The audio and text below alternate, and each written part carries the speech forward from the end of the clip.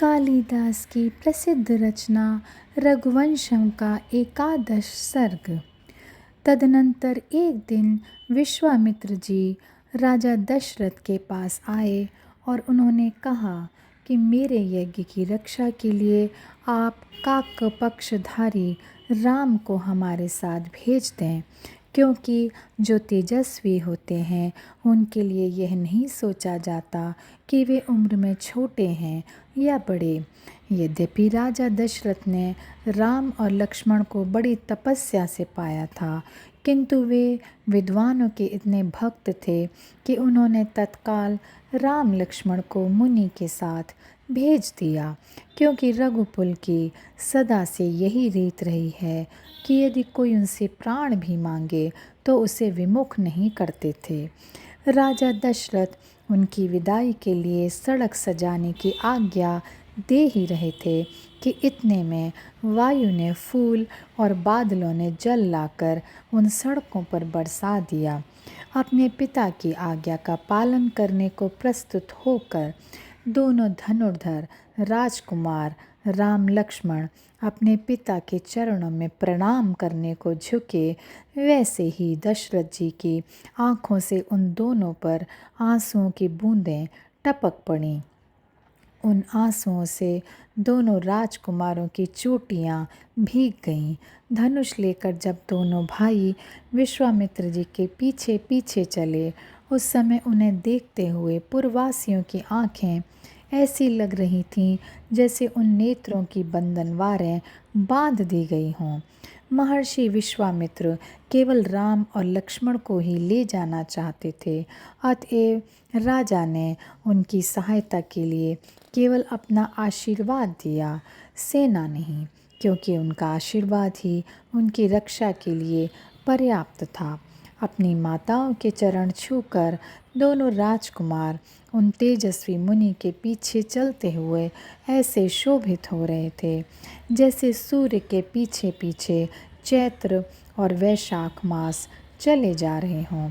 बचपन के कारण लहरों के समान चंचल बाहों वाले उन दोनों राजकुमारों का चुलबुलापन ऐसा सुंदर लग रहा था जैसे वर्षा ऋतु में दो उद्धय और भिद्य नदियाँ लहराती इठलाती और तटों को ढाती हुई बहती चली जा रही हों। अब तक उन बालकों ने कभी घर से बाहर पैर नहीं रखा था, अतएव विश्वामित्र जी ने मार्ग में ही उन्हें बला और अति बला नाम की दोनों विद्याएं सिखा दी, जिससे ऊबड़ खाबड़ वन्य मार्ग में चलते समय उन्हें वैसा ही सुख हो रहा था जैसे वे अपने मणिजटित भवनों में अपनी माता के आसपास घूम रहे हों। जो राम और लक्ष्मण सदा दिव्य रथों पर चढ़कर चलते थे, उन्हें पैदल चलने में तनिक भी थकावट नहीं हुई, क्योंकि उनके पिता के मित्र विश्वामित्र जी उन्हें मार्ग में अनेक पुरानी कथाएं सुनाते चलते थे। मार्ग के सरोवरों ने अपना मीठा जल पिलाकर, पक्षियों ने मधुर गीत सुनाकर, वायु ने सुगंधित पराग फैलाकर और बादलों ने शीतल छाया देकर उन दोनों की बहुत बड़ी सेवा की। कमलों से भरे सरोवरों तथा थकावट हरने वाले वृक्षों की छाया को देख करके भी आश्रम के तपस्वी उतने हर्षित कभी नहीं हुए थे जितने इन दोनों राजकुमारों को देखकर हर्षित हुए। शिवजी ने जिस तपोवन में कामदेव को भस्म किया था, वहाँ सुंदर शरीर वाले राम धनुष लिए हुए जब पहुँचे, तब ऐसा लग रहा था जैसे वे वहाँ कामदेव की केवल सुंदरता के प्रतिनिधि बनकर आए हों, उसके कार्यों के प्रतिनिधि नहीं। मार्ग में उन्हें सुकेतु की कन्या व ताड़का राक्षसी मिली, जिसने सारा मार्ग उजाड़ बना डाला था, और विश्वामित्र ने जिसके शाप की कथा पहले ही राम को सुना दी थी, उसे देखा तो उन दोनों भाइयों ने अपने धनुषों को पृथ्वी पर टेक कर प्रत्यंचा चढ़ा ली। उसके धनुष की प्रत्यंचा की टंकार सुनते ही कानों में लटकती हुई मनुष्य की खोपड़ियों का कुंडल हिलाती हुई और अमावस्या की रात्रि के समान काली कलूटी ताड़का उनके समक्ष आकर इस तरह खड़ी हो गई जैसे बगुलों की पातों से भरी काली बदली छा गई हो।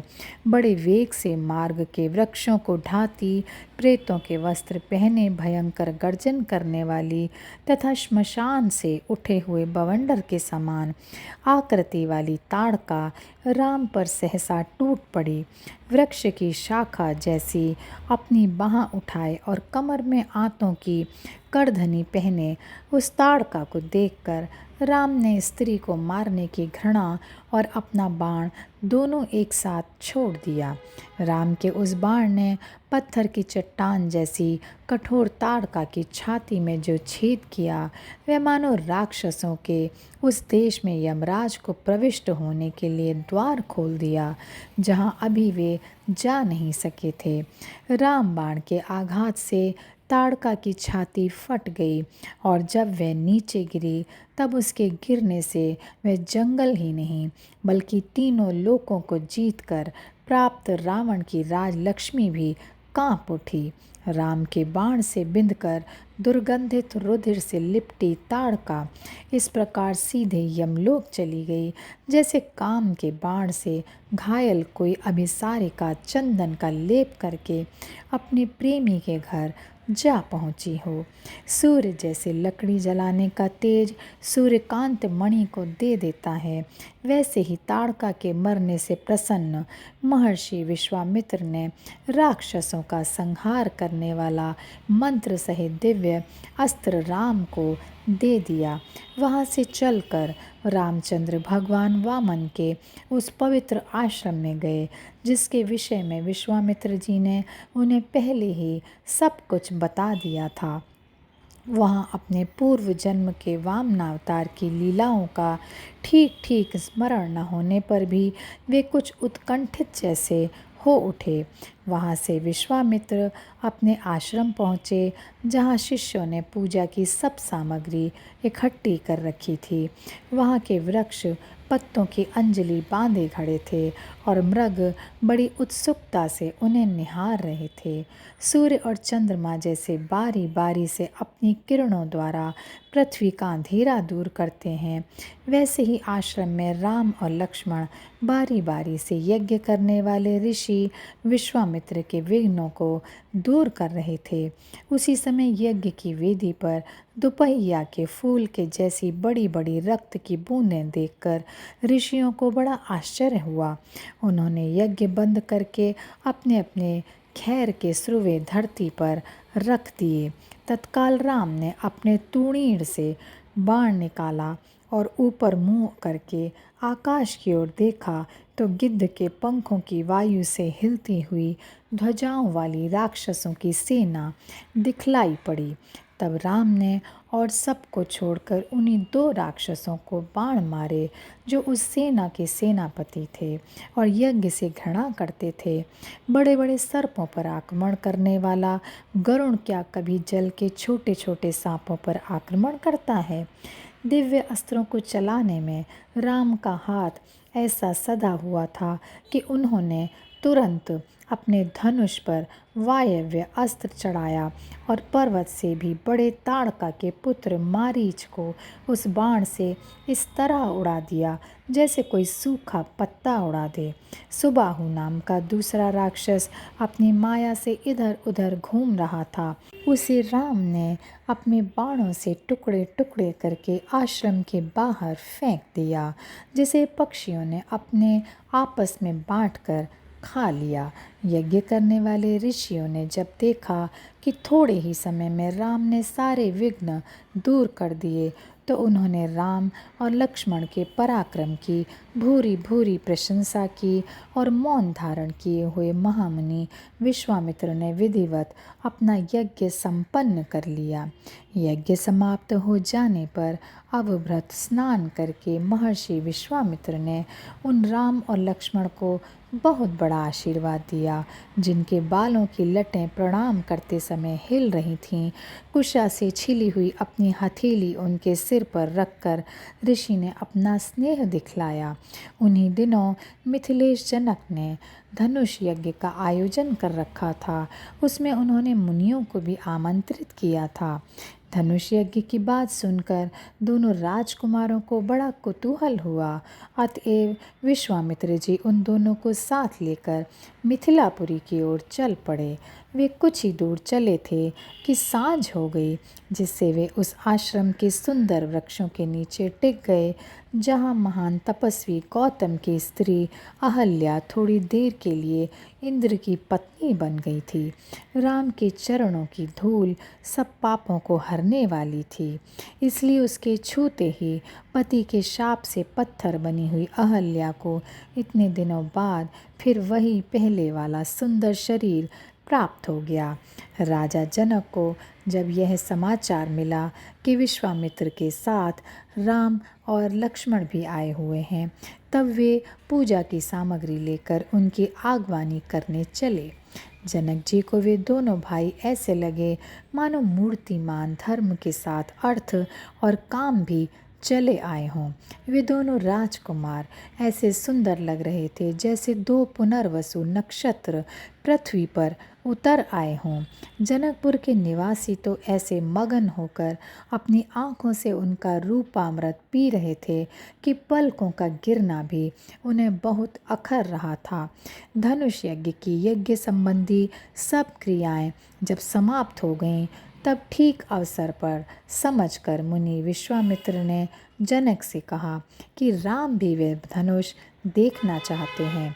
किंतु जनक ने जब एक और प्रसिद्ध वंश में उत्पन्न बालक राम का कोमल शरीर देखा और दूसरी ओर अपने उस धनुष पर दृष्टि डाली जिसे बड़े बड़े वीर भी नहीं हिला सके थे, तब उन्हें इस बात का बड़ा पछतावा हुआ कि मैंने अपनी कन्या के विवाह के निमित्त यह धनुष तोड़ने की प्रतिज्ञा क्यों की।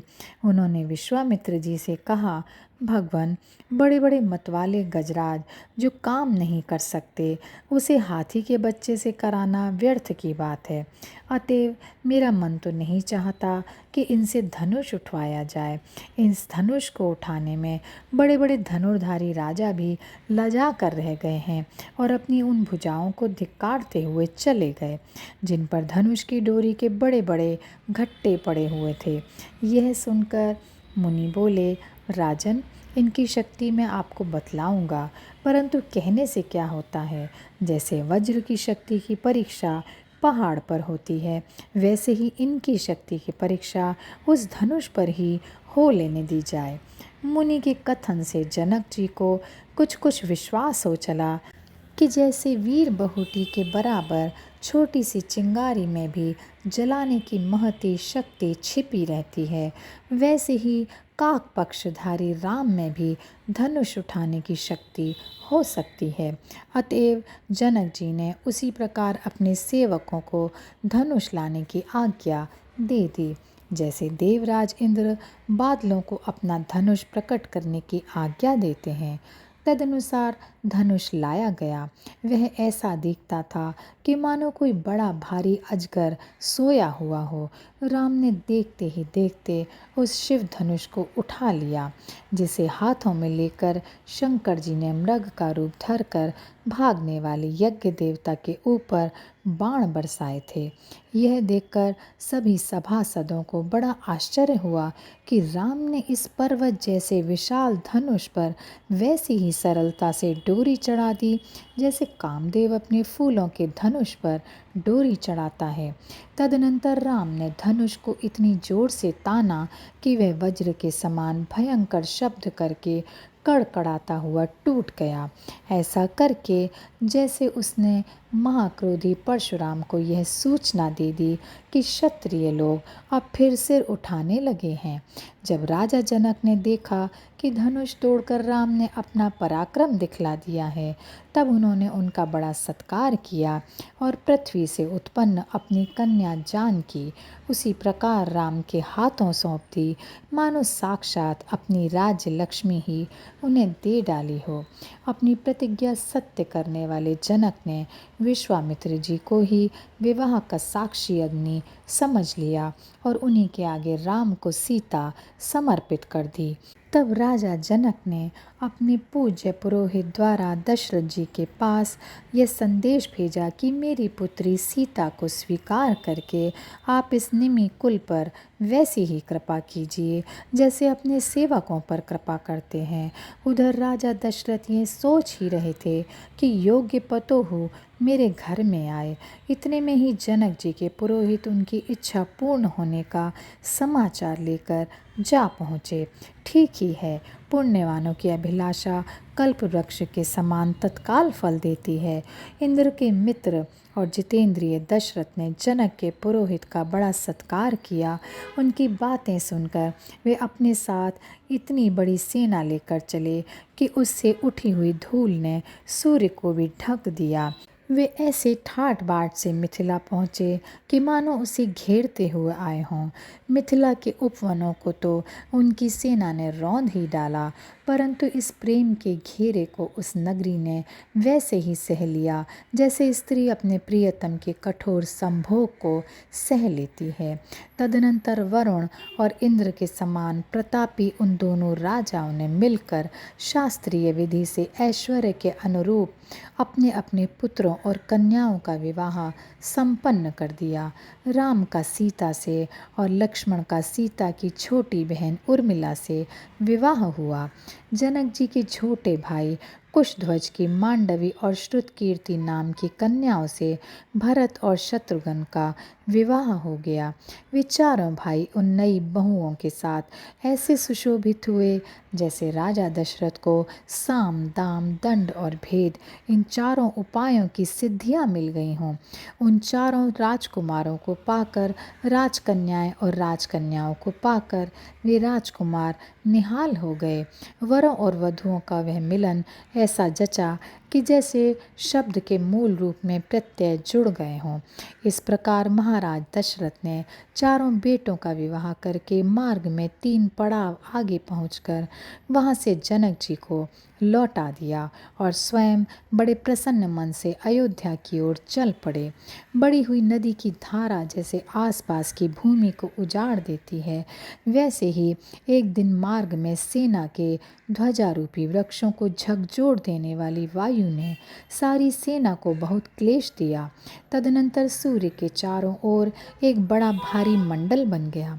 वह ऐसा लगने लगा कि जैसे गरुड़ द्वारा मारा हुआ कोई सांप अपने सिर से गिरे हुए मणि के चारों ओर कुंडली मारकर बैठा हुआ हो। जैसे रूखे और मैले बालों तथा रक्त से लाल कपड़ों वाली रजस्वला स्त्री देखने में अच्छी नहीं लगती, उसी प्रकार उस समय वे चारों दिशाएं भी आँखों को अच्छी नहीं लग रही थीं, जिनमें मटमैले बाजों के पंख उड़ रहे थे और संध्या के लाल बादल छाए हुए थे। सहसा सूर्य की ओर मुख करके सियारी ने रोने लगी, जैसे वे क्षत्रियों के रक्त से अपने पिता का तर्पण करने वाले परशुराम को पुकार रही हों। विपरीत वायु आदि अपशकुन देखकर उसकी शांति के लिए दशरथ जी ने अपने गुरु से कहा, अब क्या करना चाहिए? गुरु जी ने कहा, चिंता की कोई बात नहीं है, इसका फल अच्छा ही होगा। यह सुनकर दशरथ जी के मन को कुछ ढांढस बंधा। उसी समय सहसा एक ऐसा प्रकाश पुंज सेना के आगे उठता दिखलाई दिया, जिसे देखकर सब सैनिकों की आंखें चौंधी आ गईं। जब उन्होंने आंखें मलकर देखा तब वे प्रकाश पुंज एक पुरुष के रूप में परिवर्तित दिखा। उस तेजस्वी पुरुष के शरीर पर ब्राह्मण पिता के अंश का सूचक यज्ञोपवीत और कंधे पर क्षत्रिय माता का अंश सूचक धनुष लटका हुआ था। इस वेश में वे ऐसा लगता था कि जैसे सूर्य के साथ चंद्रमा हो या चंदन के पेड़ में सांप लिपटे हों। उन्होंने जब क्रोध से कठोर हृदय और उचित अनुचित का विचार छोड़ देने वाले पिता की आज्ञा मानकर अपनी कांपती हुई माता का सिर काट लिया था, उस समय उन्होंने पहले घृणा को जीता और फिर संपूर्ण पृथ्वी जीत ली। उनके दाहिने कान पर 21 दाने की रुद्राक्ष की माला लटक रही थी, जैसे 21 बार क्षत्रियों के विनाश की गिनती करने के लिए ही उन्होंने वह माला पहन ली हो। दशरथ जी ने जब उन परशुराम को देखा जिन्होंने पहले पिता के मारे जाने पर क्रोध से क्षत्रियों का नाश करने की प्रतिज्ञा कर ली थी, तब उन्हें अपनी दशा देखकर बड़ी चिंता हुई, क्योंकि उनके पुत्र अभी निरे बच्चे ही थे। उनके पुत्र राम और परशुराम दोनों में राम नाम विद्यमान था, इसलिए जैसे गले के हार और सर्प दोनों में रहने वाला मणि आनंद भी देता है और भय भी, वैसे ही अपने पुत्र और परशुराम दोनों में आए हुए राम नाम से उन्हें भय भी हुआ और आनंद भी। यद्यपि दशरथ जी कहते ही रह गए कि आपके सत्कार के लिए अर्घ्य है, किंतु परशुराम जी ने उधर ध्यान ही न देकर क्षत्रियों को जलाने वाली अपनी टेढ़ी नज़र से राम को देखा। युद्ध के लिए उद्यत और मुट्ठी में धनुष पकड़कर उंगलियों में बाण नचाते हुए परशुराम जी ने अपने आगे निडर खड़े राम से कहा, मेरे पिता का वध करके क्षत्रियों ने मुझसे शत्रुता मोल ली है। उन्हें बहुत बार मारकर मुझे कुछ शांति मिली थी, परंतु जैसे डंडे से छेड़ देने पर सांप फफकार उठता है, वैसे ही तुम्हारे पराक्रम का हाल सुनकर मेरे शरीर में क्रोध की आग भड़क उठी है। राजा जनक के जिस धनुष को कोई राजा झुका भी नहीं सका था, उसी को तुमने तोड़ डाला है। यह सुनकर मैंने यही समझा कि आज तक जो मैं सबसे बढ़कर बलवान समझा जाता था, वह मेरा यश आज नष्ट हो गया। संसार में पहले राम कहने से लोग मुझे ही समझते थे, परंतु ज्यों ज्यों तुम ऊंचे चढ़ते चले जा रहे हो, त्यों त्यों वह अर्थ तुम्हारे नाम के साथ लगता चला जा रहा है। यह देखकर मुझे लज्जा आने लगी है। जिस परशुराम के अस्त्र पहाड़ों से टकरा करके भी कुंठित नहीं होते, उसके 2 ही शत्रु आज तक समान अपराधी हुए हैं। उनमें से पहला तो था सहस्त्रबाहु, जो मेरे पिता से कामधेनु का बछड़ा छीन ले गया था, और दूसरे तुम हो, जो मेरी कीर्ति छीनने को उद्यत हो। अतः क्षत्रियों को नष्ट करने वाला मेरा पराक्रम तब तक मुझे अच्छा नहीं लगेगा जब तक मैं तुम्हें ना जीत लूँ, क्योंकि आग का प्रताप तभी सराहनीय होता है जब वह समुद्र में भी वैसे ही भड़क कर चले जैसे सूखी घास के ढेर में जलती है। और फिर शिवजी के जिस धनुष को तोड़कर तुम इतरा रहे हो, उसकी कठोरता तो भगवान विष्णु ने पहले ही हर ली थी। उसे तोड़कर तुमने कोई वीरता नहीं की है, क्योंकि जिस वृक्ष की जड़ नदी की प्रचंड धारा ने पहले ही खोखली कर दी थी, वह तो वायु के तनिक से झोंके में ही ढह जाता है। देखो राम, युद्ध तो बाद में होगा, पहले तुम मेरे इस धनुष पर डोरी चढ़ाकर तथा बाण रखकर इसे खींचो। यदि तुम इतना भी कर लोगे तो मैं समझूंगा कि तुम मेरे ही समान बलवान हो। बस मैं इतने से ही हार मान लूँगा। और यदि तुम मेरे फरसे की चमकती हुई धार को देखकर डर गए हो, तो अपने उन हाथों को जोड़कर मुझसे अभय की भीख मांगो, जिनकी उंगलियों में धनुष की डोरी चढ़ाने से व्यर्थ गट्ठे पड़े हुए हैं। भयंकर वेश वाले परशुराम जी ने जब यह कहा, तो राम ने हंसते हंसते इस तरह वह धनुष हाथ में ले लिया, मानो परशुराम जी के वचनों का वही उत्तर हो। जैसे ही राम ने वह अपने पिछले जन्म वाला धनुष हाथ में लिया, वैसे ही उनकी शोभा और भी बढ़ गई, क्योंकि एक तो नया बादल यों ही सुंदर लगता है, फिर यदि उसमें इंद्रधनुष भी उदित हो जाए, तब तो उसकी शोभा का कहना ही क्या है। पराक्रमी राम ने उस धनुष की एक छोर पृथ्वी पर टेक कर जैसे ही उस पर डोरी चढ़ाई, वैसे ही क्षत्रियों के शत्रु परशुराम जी उस अग्नि के समान निस्तेज हो गए, जिसमें केवल धुआं भर शेष रह गया हो। आमने सामने खड़े राम और परशुराम में से एक का तेज बढ़ा और दूसरे का घट गया। इस प्रकार वे दोनों ऐसे देखने लगे जैसे संध्याकालीन चंद्रमा और सूर्य हो। कार्तिकेय के समान तेजस्वी एवं दयालु रामचंद्र जी ने एक बार उन निस्तेज परशुराम जी को और उसके बाद धनुष पर चढ़े हुए अपने अचूक बाण को देखकर बोले, यद्यपि आपने हमारा बहुत बड़ा अपमान किया है, परंतु आप ब्राह्मण हैं, अतएव मैं निर्दयी होकर आपको मारूंगा नहीं। किंतु यह तो बताइए कि अब इस बाण से मैं आपकी गति रोकूं या आपके उन दिव्य लोकों को नष्ट कर दूं जो आपने यज्ञ करते जीते हैं। परशुराम जी बोले, ऐसी बात नहीं है कि आपको देखते ही मैंने ना पहचाना हो कि आप ही साक्षात पुरातन पुरुष हैं, किंतु मैंने ये जानने के लिए आपको कुपित किया था कि देखूं आप विष्णु भगवान का कितना तेज लेकर पृथ्वी पर अवतरित हुए हैं। पिता के शत्रुओं को नष्ट करने और सागर तक फैली हुई पृथ्वी ब्राह्मणों को दान देने वाले मुझ परशुराम के लिए आप परम पुरुष के हाथों हारना भी बड़े महत्व की बात है। अतएव आप मेरी गति ना रोकिए, जिससे मैं पवित्र तीर्थों में आ जा सकूं। मुझे भोग की इच्छा नहीं है, अतएव यदि स्वर्ग ना भी मिले तो मुझे कुछ भी दुख ना होगा। यह सुना तो राम ने परशुराम जी का कहना मानकर पूर्व दिशा की ओर मुँह करके वे बाण छोड़ दिया। यद्यपि परशुराम जी ने बहुत पुण्य किए थे, तथापि वे बाण सदा के लिए परशुराम जी के द्वारा अर्जित स्वर्ग का मार्ग रोक कर खड़ा हो गया। तदनंतर राम ने परशुराम से क्षमा मांगते हुए उनके श्री चरणों का स्पर्श किया, क्योंकि कोई भी पराक्रमी जब अपने बल से शत्रु को जीत लेता है, तब वह यदि नम्रता भी दिखलाए तो उसकी कीर्ति ही बढ़ती है। परशुराम ने कहा, मुझे यह दंड देकर आपने मेरा बहुत बड़ा उपकार किया है। इससे मेरा सबसे बड़ा लाभ तो यह हुआ कि आपने क्षत्रिय माता से प्राप्त मेरे रजोगुण को दूर करके मुझे मेरे पिता का सतोगुण दे दिया। अब मैं जाता हूँ। आप देवताओं का जो कार्य करने धरती पर आए हैं वह बिना विघ्न के पूरा हो। राम और लक्ष्मण से ये कहकर परशुराम जी तत्काल अंतर ध्यान हो गए। इस प्रकार परशुराम के चले जाने पर विजयी राम को दशरथ ने गले से लगा लिया और वे स्नेह सिक्त होकर ये समझने लगे कि राम का दूसरा जन्म है।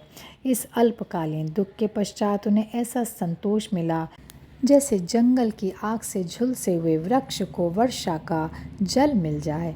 तब शिव के समान राजा दशरथ ने कुछ रातें तो उस मार्ग में ही बिताईं जहाँ उनके लिए सुंदर डेरे बने हुए थे। तदनंतर वे उस अयोध्या नगरी में पहुँचे जहाँ सीता जी को देखने के लिए उत्सुक नगर की सुंदरी स्त्रियों की आंखें झरोखों में कमल जैसी दिख रही थीं। और यहीं पर यह अध्याय समाप्त होता है।